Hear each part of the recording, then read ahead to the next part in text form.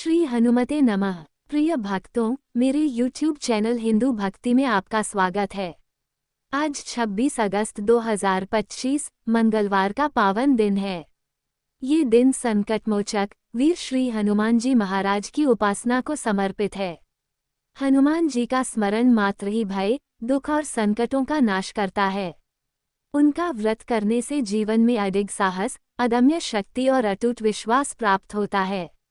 मंगलवार का ये व्रत केवल एक धार्मिक विधि नहीं, बल्कि यह आत्मबल, भक्ति और हर क्षेत्र में विजय प्राप्त करने का श्रेष्ठ मार्ग है। आइए हम सब मिलकर इस शुभ अवसर पर श्री हनुमान जी की व्रत कथा का श्रवण करें और उनके चरणों में अपनी भक्ति अर्पित करें।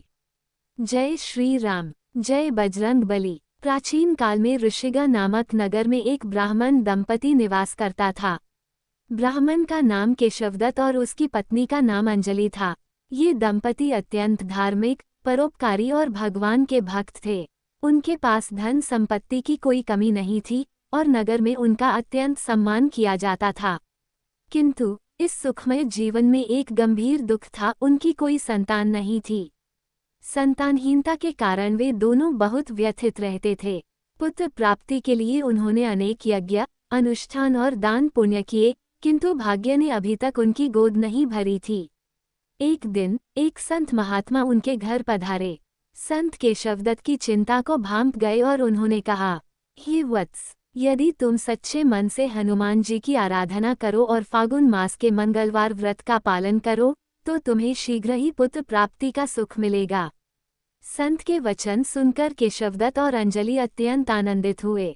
उन्होंने ये संकल्प लिया कि वे श्रद्धा और भक्ति के साथ प्रत्येक मंगलवार को व्रत करेंगे और हनुमान जी की पूजा अर्चना करेंगे।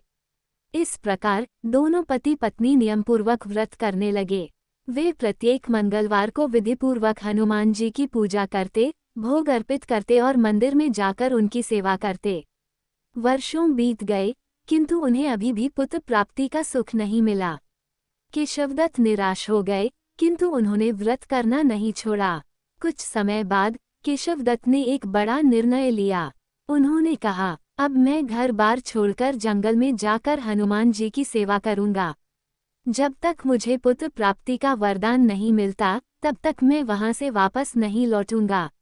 ये कहकर केशवदत्त जंगल की ओर चले गए और वहां हनुमान जी की उपासना करने लगे। उधर उनकी पत्नी अंजलि घर पर ही रहकर मंगलवार व्रत का पालन करती रही। एक दिन अंजलि ने मंगलवार व्रत रखा, लेकिन किसी कारणवश वह हनुमान जी को भोग अर्पित नहीं कर सकी। उसे अत्यंत दुख हुआ और उसने संकल्प लिया, अब मैं तब तक भोजन नहीं करूंगी जब तक अगले मंगलवार को भोग न अर्पित कर दूं। इस प्रकार 6 दिन तक भूखी प्यासी रहने के बाद 7वें दिन मंगलवार को उसने पुनः हनुमान जी की विधिपूर्वक पूजा की। किंतु भूख और प्यास के कारण वह अचेत होकर गिर पड़ी। हनुमान जी उसकी अटूट भक्ति से प्रसन्न हो गए। उन्होंने स्वप्न में दर्शन देकर कहा, हे पुत्री, मैं तुम्हारी श्रद्धा और भक्ति से अत्यंत प्रसन्न हूँ। मैं तुम्हें एक सुंदर और सुयोग्य पुत्र का वरदान देता हूँ। अंजलि ने आंखें खोली तो वह अत्यंत आनंदित थी। उसने हनुमान जी को भोग अर्पित किया और फिर स्वयं भोजन किया। कुछ महीनों बाद हनुमान जी के वरदान से अंजलि ने एक सुंदर पुत्र को जन्म दिया। क्योंकि वह मंगलवार को जन्मा था, इसलिए उसका नाम मंगल प्रसाद रखा गया। कुछ समय बाद केशवदत्त घर वापस लौटे।